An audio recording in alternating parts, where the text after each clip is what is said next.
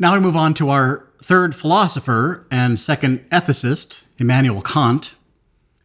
Immanuel Kant worked earlier than Mill, but we're moving backwards in time.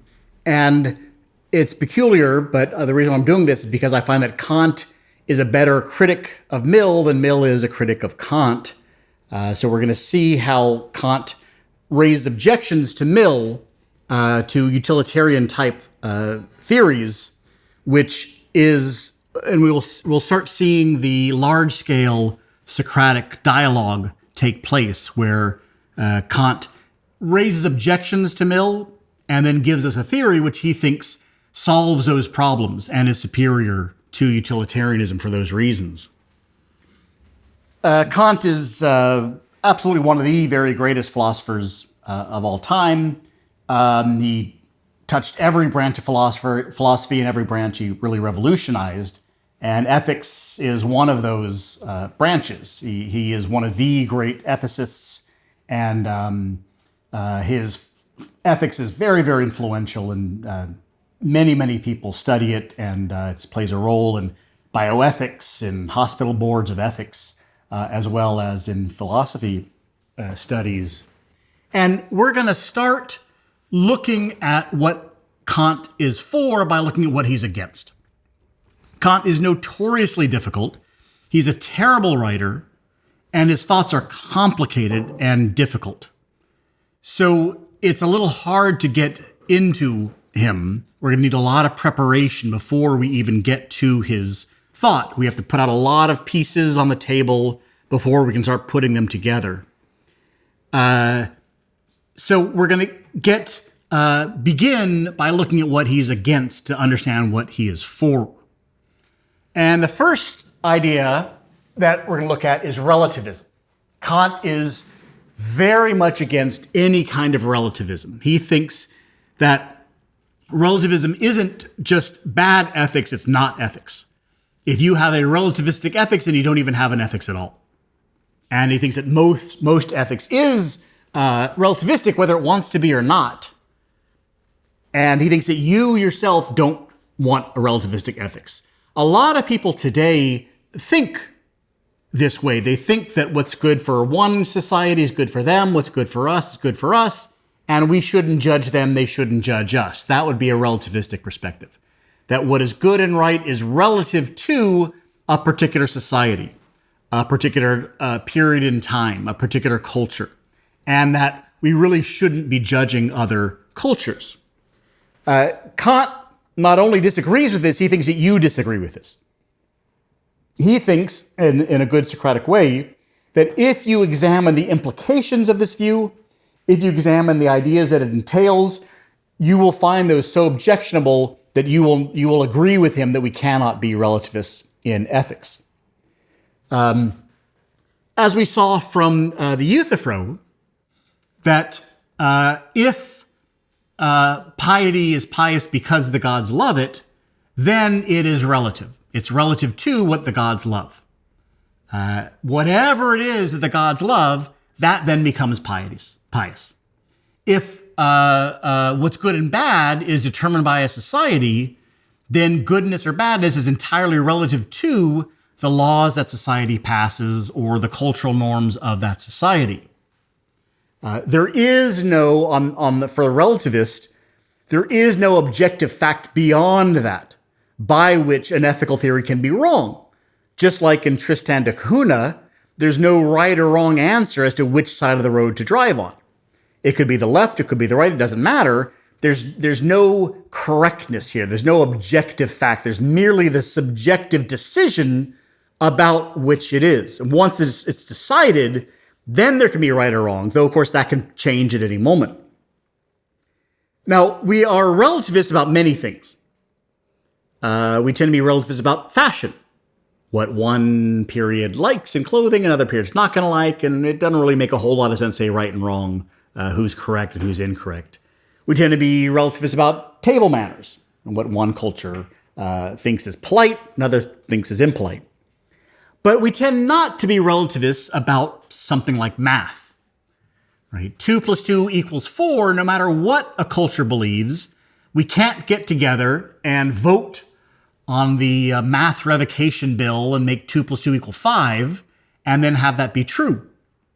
No matter what we believe, no matter what we decide, no matter what we all come together and agree on, 2 + 2 simply equals 4. And there's a right and there's a wrong answer here because it is objective. It's not subjective. And this would be on the side of the God's loving piety because it's pious. We believe that 2 + 2 = 4 because it does. Because 4 simply is the right answer. There is an answer outside of us. It is objective, and we simply recognize that. And so for things like math, we tend to be absolutists. That's the opposite of a relativist. Instead of answers being relative to cultures or God's loves or what have you, these are absolute answers that were always the same for everyone at all times. These are objective answers. And Kant's claim, to begin with, is that ethics is and must be absolute.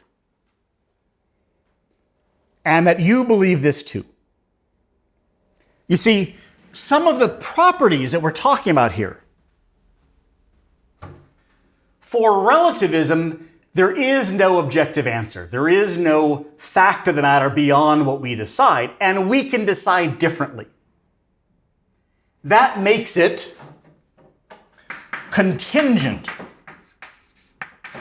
meaning the answer, what it is, can be different. Even if we all agree on what it is, we could have decided a different way. The Queen decided that the traffic will drive on the left side of the road in Tristan da Cunha, but she could have decided on the right side. We have the dollar bill in America. We could have had the pound or the yen or the giant Rouse stone if we wanted to. There's no necessity to it. Whereas for an absolutist, there is necessity. 2 + 2 has to equal 4. There's no other option. We don't have any power of it. We can't change it. That's what it is. Because relativism is contingent, it also is variable. That means different cultures can have it differently. Different cultures can have different fashion. They can have different table manners. They can have different music tastes because there's no objective fact about these matters. On the other hand, absolutism is invariable. Absolutism is universal.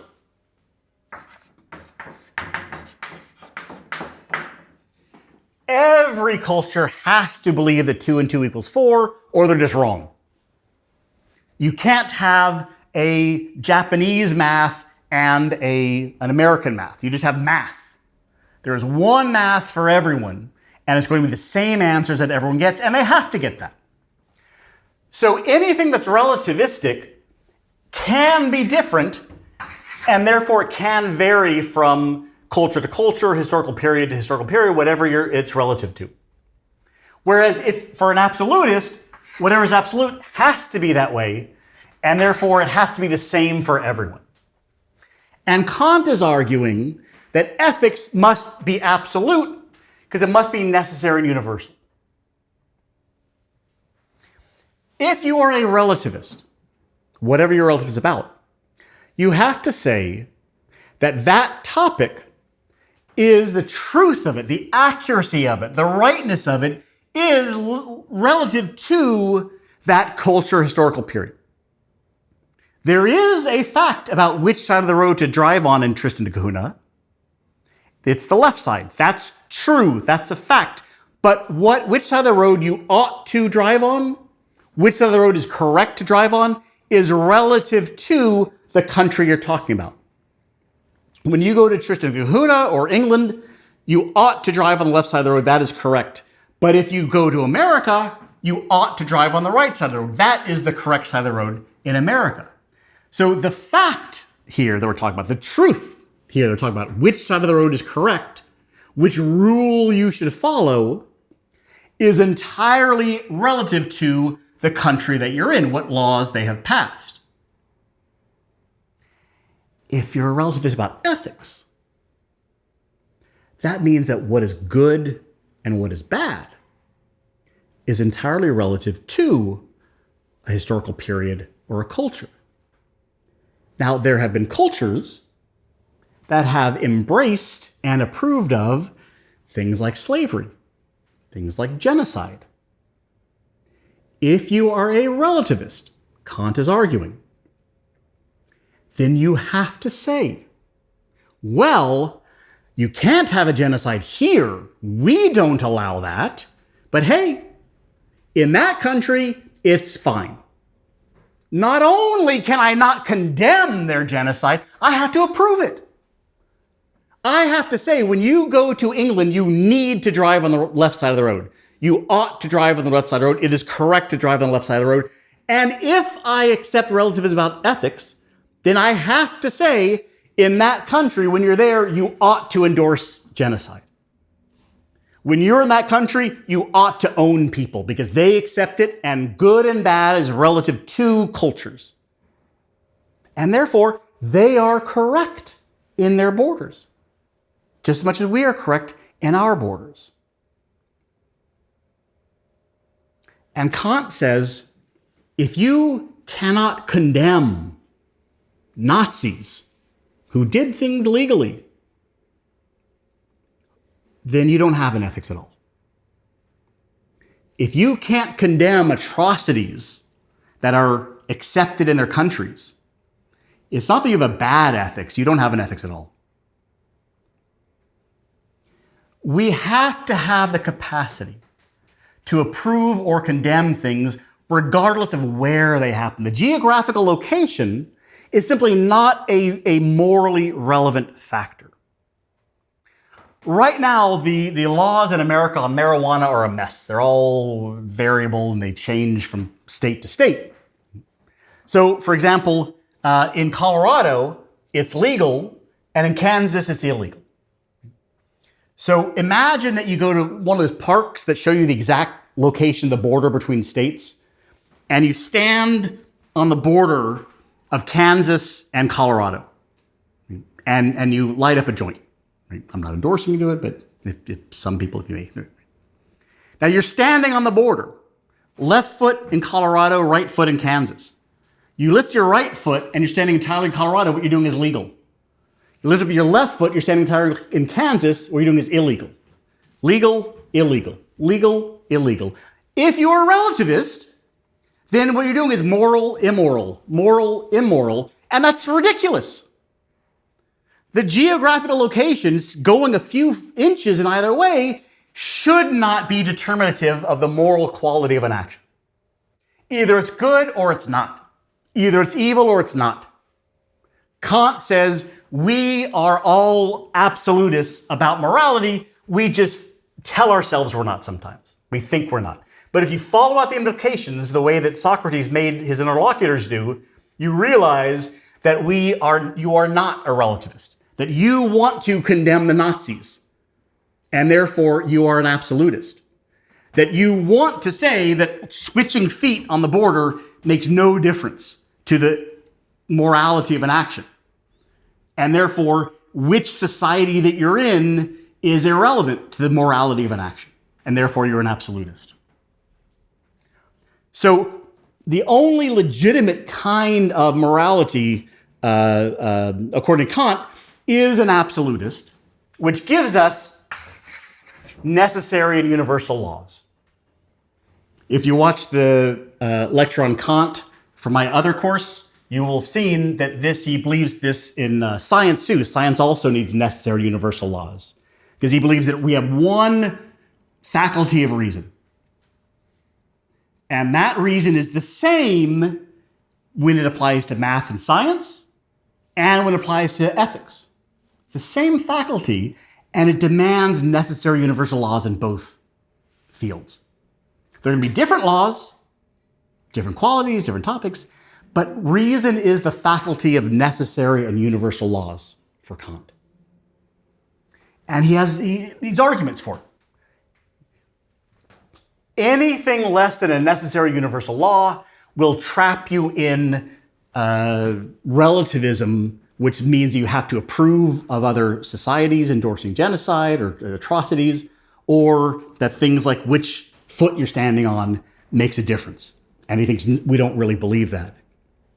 But now we face the same question that Mill faced. Mill wanted a universal law. He wanted a morality that would apply to every situation. And therefore, Mill said, I need to base my morality on something that is universally shared by all humans, something in human nature. And he picked the ability to feel pleasure and pain. This is something that is in human nature. All humans feel it. And therefore, if I base my morality on it, the greatest happiness principle derived from the theory of life, then I can have universal application. Kant says, that might be good enough for Mill. It's not good enough for me. Kant was a very, very good astronomer. In fact, there was a Kant-Laplace law that was in effect for many, many, many years. And Kant believed in the existence of alien life forms.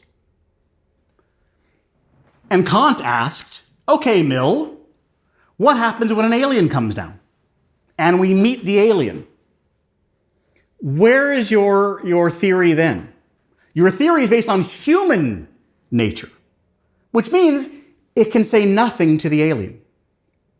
It has to be silent about the alien, which means if the alien eats us, utilitarianism just shrugs its shoulders and says, well, I don't know, I guess that's not good for us. We don't like that. And that violates local culinary rules. But hey, it's not a human, so it doesn't apply to them. That's not good enough for Kant. Kant is thinking about one of the questions that we always have to ask, as we saw with Mill, is to whom does morality apply? Who is a morally relevant being? For Mill, anything that feels pleasure and pain. Kant doesn't think that's right for a number of reasons, but one of them is this reason. For Kant, what it means to be a moral agent, a being who can be held responsible for their action, means that you can choose your own actions. And what it means to choose your own actions is to entertain various possibilities. I could do this, I could do this, I could do this, and reflect on them. Is this the right thing to do? Is that the right thing to do? What it means to be a responsible moral agent who is responsible for your actions means you've chosen your actions. What it means to choose your actions is you have the capacity to entertain various possible actions, examine each, and decide which of them you're going to take. That is the exercise of reason. It's not the exercise of feeling pleasure and pain. It's the exercise of reason. So it's rational agents, beings who can think, that are moral agents. We don't blame a lion for eating people because it's a lion, it's an animal. We don't blame a hurricane for causing destruction. It's an inanimate object. But we blame people for doing bad things because they could have done otherwise, because they could think about their actions. They could think about whether actions were good or bad, and they could decide what to do. So it is the capacity to reason that makes a person subject to the moral law, that makes them subject to judgment and evaluation, that makes them responsible for the behavior. And therefore, that will be the quality that Kant will base his philosophy on, his ethics on, not feeling pleasure and pain like Mill, but the capacity to reason. The capacity to reason wherever it's found. If it's found in an AI, then the AI is a moral agent. If it's found in a porpoise or an octopus or a bird, then that animal is a moral agent. It doesn't matter the species. It doesn't matter the biology. All that's irrelevant.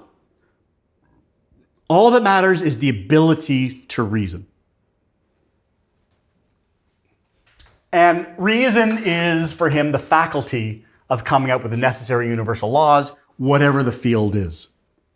So for Kant, if that alien built a spaceship and came here, then it's rational, it's got reason, it's able to have technology.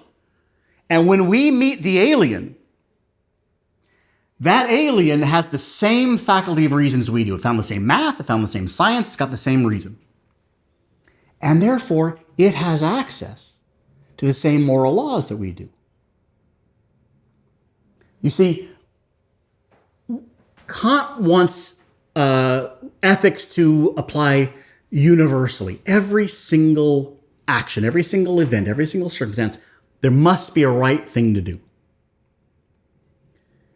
If we're basing ethics on human nature or something like that, then we have to wait until the alien comes down and we learn each other's language, we hammer out a deal and we hammer out rules, and then we have rules. Just like we had to wait for the queen to decide before we had a correct side of the road to drive on. But Kant says that first meeting has to be ruled by ethics. That first meeting has to be governed. There have to be laws already in place. And the only way that could happen is if the alien had access to laws independently of talking to us. The same laws. Now that's weird. Usually we think of having the same things through communication. You and I will sit down, we'll talk and say, hey, let's meet at the restaurant at 3 o'clock. We have to communicate to get an agreement. But we didn't have to communicate for the alien to find math. We'd have to communicate for the alien to find science. And Kant thinks we don't have to communicate for the alien to get ethics. Because these laws, Kant will argue, are hardwired into our capacity to reason. He's going to say that ethics is entirely derivative of logic. That's very strange. You should be skeptical. Doesn't seem like that. Mill would say the only way we know what people should do is by empirically studying what people actually do. That we need empirical information. We need to watch and see how people do. But we can't empirically watch the aliens before they come here. And therefore, the first encounter would be unruled. For Kant, if reason, by its very nature, has these laws built into it, then we can find the same exact laws that the alien will before we talk, before we hammer out an agreement. Because us being able to meet and talk and agree, all that's contingent. It might happen, it might not. But if our reason already contains them, then it's necessary that we have the same rules. They might not obey them, but they have them, and therefore they can be held accountable. So for Kant, ethics cannot be empirical. For Kant, ethics must be a priori. A priori is a technical term in philosophy, meaning independent of empirical data. Not observed, not seen, not experienced, somehow already in our minds. Kant will try to derive rules that will fit Socrates' demands for form, that will apply to every action we do, that will tell us what to do, that will tell us the essence of goodness and badness without a single fact about humans. Without a single fact about the way we behave, the way we live, what we like, what we dislike. Nothing about us. From zero, he will derive an entire ethics that will tell us what to do in every single situation. Purely from logic. Because every rational agent has access to logic, or else they're not a rational agent. And this is how he's able to secure a universality that goes far, far beyond Mill's. It's an extraordinary ambition. We should be skeptical whether he can get it, and we need to hold his feet to the fire and see if he does. The second thing he's against is consequentialism. Again, here is something that Mill endorses and Kant rejects. very simple. For Kant, you cannot control the consequence of your action. You can't predict them with any certainty, and you can't control them. You want to do something really, really nice for your friend, so you buy them a bicycle because they need to get to work. They've got a long commute. So you buy them a bicycle, and the next day they get in a crash and break their leg. The consequences were bad. On a strictly utilitarian basis, and again, there are more sophisticated versions, but a strictly utilitarian basis, your action was bad because it had bad consequences. But it's not your fault. It's just bad luck. You were in control of buying the bike. You weren't in control of what happened. The events that occur in the world are not under your control. But that's what determines the consequences. Good or bad consequences are entirely a matter of what happens. They're contingent. And Kant argues we should only be judged on what we can control, on what we choose. You chose to buy the bicycle. That's your action. Your friend getting in a car into an accident was not your action. That's the consequence. You shouldn't be held accountable for it. The consequences are not the right aspect of an action to evaluate. We said with Mill that every one of the philosophers we look at is going to look at a different aspect of action as the morally relevant facet. For Mill, it's the consequence, what follows from, what are the results from it. Kant is arguing that's wrong. Kant is arguing what matters, what you should be judged for, is and is only what you can control, what you actually do. And you can control one thing and one thing only. Your will. What you intend to do. What you decide to do. You have absolute free will in terms of what you decide to do. You have no control over what then happens after that. So the only thing that you should be focused on, the only thing that you should be talking about, the only thing that you should be judged for are the decisions you yourself make. The real world effects, that's out of your hands. And therefore it's entirely irrelevant. We ignore those. What matters again is what's a priori, not what's empirical. The consequences are empirical. The decision, the will, the choice, that's inside of you. That you have total control over. And so that's the only thing you should be evaluated for. If you intend to do something wonderful and it goes awry, that's not your fault. You should be judged for what you intend to do. What act you choose, not what consequences actually result from it. The third thing he's against is eudaimonism. This is any ethical theory that says that happiness is the central value. Happiness is the goal, happiness is the point, happiness is what we want to get. Again, Mill is eudaimonist. Mill said that happiness is the only absolute good, is the only intrinsic good, and therefore everything is about maximizing happiness. That's the greatest happiness principle. And there are two different types of eudaimonism. There's psychological eudaimonism, and that's the theory of life. That's Mill's theory of life. This is an analysis of human motivation, of human behavior. Mill's argument is we do, as a matter of fact, only act for happiness. That's the only thing that we can choose. Anything that we choose ultimately is really for the purpose of happiness.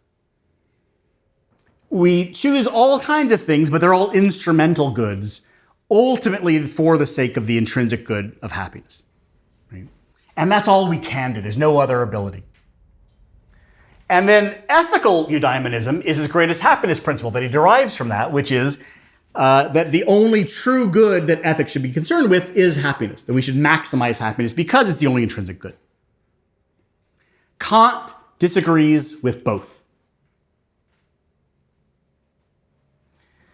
Kant disagrees with ethical eudaimonism for several reasons. One reason is that, as we saw with Mill, any focusing on happiness has the danger of leading into exploitation situations. If we are trying to maximize happiness and only happiness, if we treat happiness as a simple good, then the perpetrator's happiness is as good as the victim's. And that can lead into these terrible situations of exploitation that utilitarianism does not seem able to condemn. And again, for Kant, if you cannot condemn slavery, if you cannot condemn torture, then you don't really have an ethics. So Kant is against both types of eudaimonism, ethical and psychological. We'll take them one by one. He's against ethical eudaimonism, the idea that ethics is about maximizing happiness, for several reasons. One reason being the exploitation situations that we saw Mill is vulnerable to, utilitarianism is vulnerable to. That if you take happiness as your absolute good, then you cannot evaluate different kinds of happiness or different types of different people's happiness. So Kant argues that we should not simply endorse happiness in an absolute way, as Mill does. For Kant, there is such a thing as bad happiness. A perpetrator who inflicts suffering and enjoys that, who gets enjoyment out of inflicting suffering, for the utilitarian system. Now, they can condemn that because the suffering vastly outweighs it. But it in itself, simply as happiness, is positive. Every happiness is positive. Kant says that's fundamentally confused.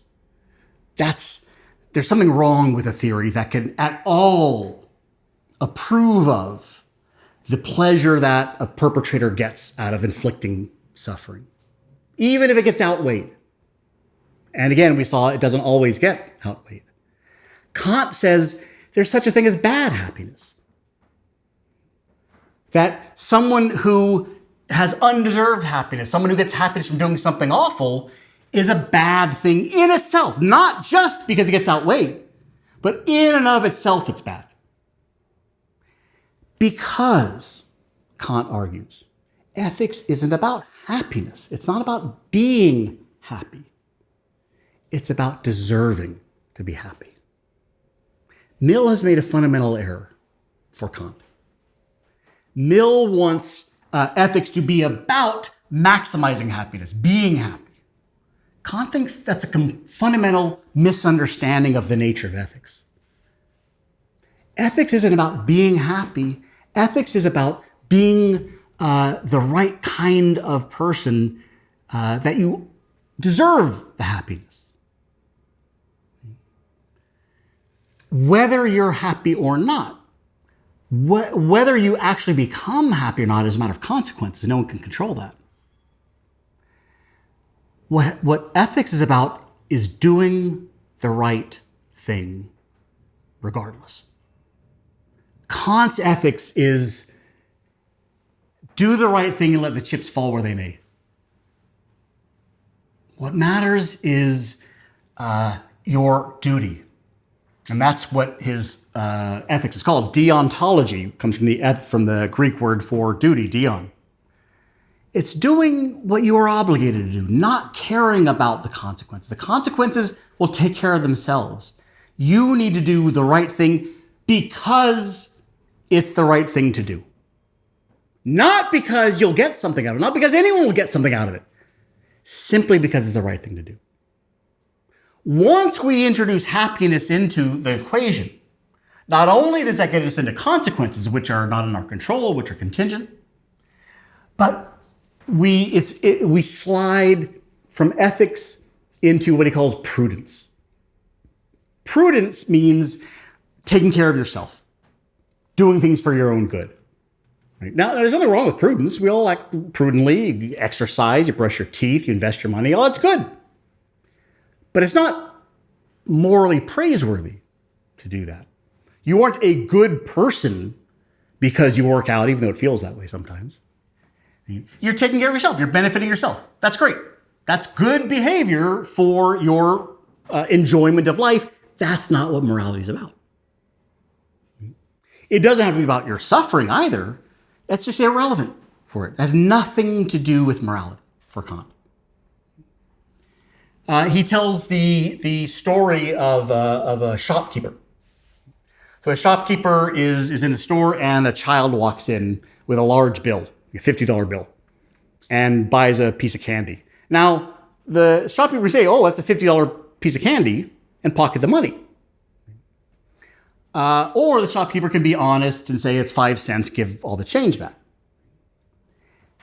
If prudence is in here, is a consideration, then the shopkeeper has to think, well, it's a good business practice to be honest, because if I cheat the kid, it'll get around eventually. If I get in the habit of cheating, people will find out and I'll get fewer customers.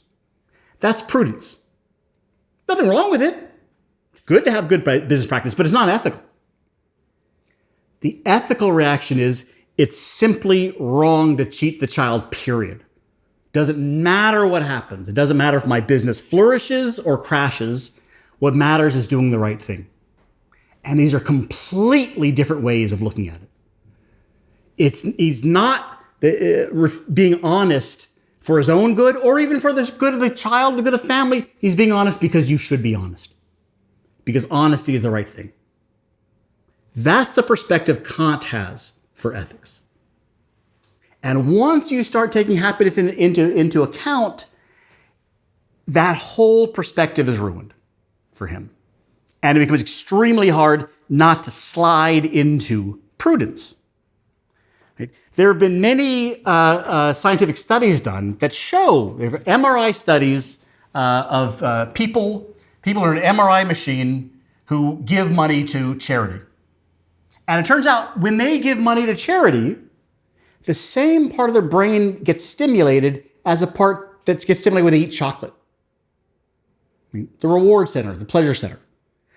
Humans are hardwired to feel pleasure from being good, from doing good to each other. But that cannot be the reason why we do it. That cannot be the motivation for Kant. Because what happens when you don't feel good? Number one. Number two, that turns ethics into a selfish action. If you are being good because it makes you feel good, that turns ethics into the same kind of activities playing video games or going dancing. Anything you enjoy. Nothing wrong with it. It's great to do things you enjoy, but it's no longer ethical. It's not unethical. It's not bad. It's just something you do because you enjoy it. It's a hobby now. Great. Go do that hobby. It's terrific. But that's not ethics anymore. That's finding something that you enjoy doing, finding something that gives you pleasure. You should be doing things that give you pleasure. You should be finding things that give you pleasure, but that's not ethics. Ethics is only about doing the right thing because it's the right thing to do. Nothing beyond that. It's very strict in that sense. And another final reason why he doesn't want to talk about happiness is, again, because of the variability and contingency of our feelings. We all feel different things and have different emotional reactions. And therefore, if we base this ethics on what makes us feel good, well, what makes me feel good is different from what makes you feel good. And what makes us feel good can often be manipulated by irrelevant factors. We talked about which foot you stand on determining whether what you're doing is legal or illegal. There was a study done in 1997 in a shopping mall. They still existed back then, where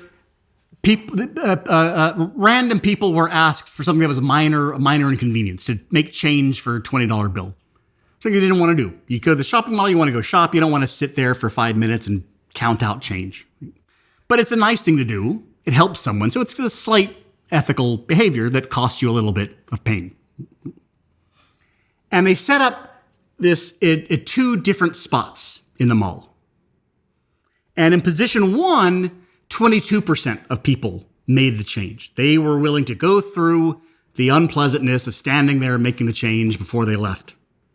In position 2, 61% of them stayed and made the change. Same exact task, same exact phrasing, same exact wording, same exact people making the question, making the request. But in position 2, there's almost triple the number of people who are willing to do it. And the difference was that position 2 was in front of a Cinnabons, where the smell of the cinnamon and the sweetness was in the air.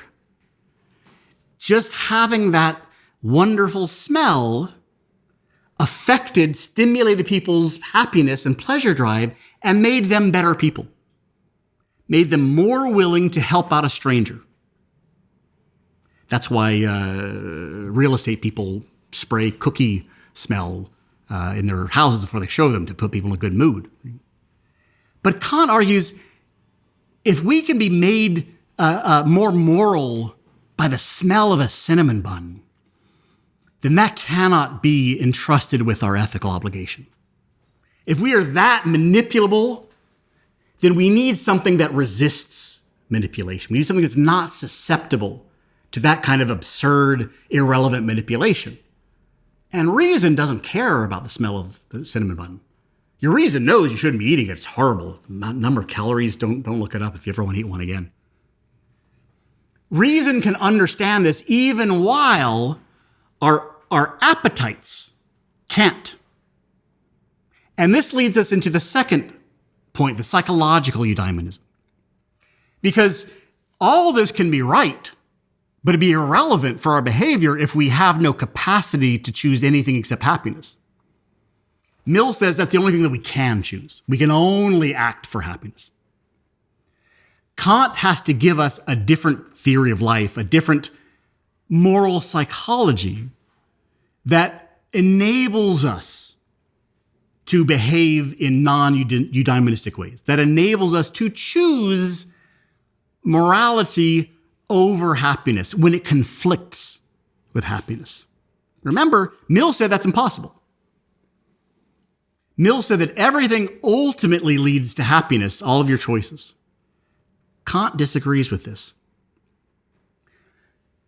Kant says, when we have to make a decision, our will is at what he calls at a crossroads between two possible influences. Reason is one, and inclinations are the other. Inclinations are our emotions, our tastes, our preferences, the things that we are inclined towards.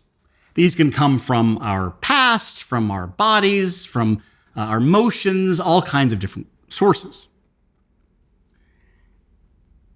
But we are between these. Our inclinations tell us to do one thing. And our reason tells us to do something.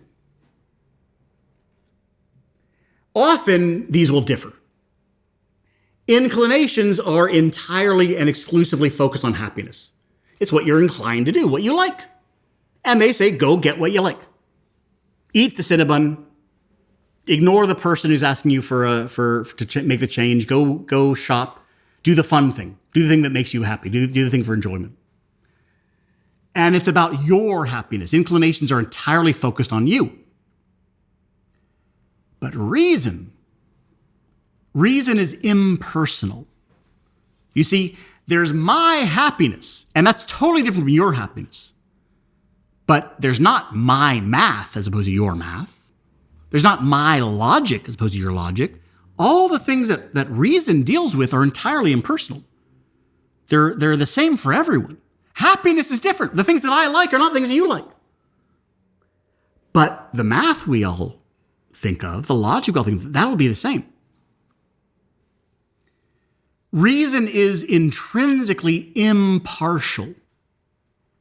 It has no preference for you or me. It treats everyone the same. So that egalitarianism that we saw with Mill, for Mill, we have to really make an effort. Right? Everyone's happiness is the same. Well, no, because my happiness is special to me. I'm sorry. I might think your happiness is important, but I can't help but feel differently towards my happiness than your happiness. My happiness feels more important, even if I don't think it is. That's just the way we're hardwired. It feels different. That's why, another reason why we shouldn't be basing morals on feelings. Because my inclinations are about what I like that make me happy. That's not morality. Morality is what one should do, what anyone should do, what the right thing to do is. Not what I want, not what I like. Because happiness is always personal, individual, self-centered. Reason is built into it to be impartial.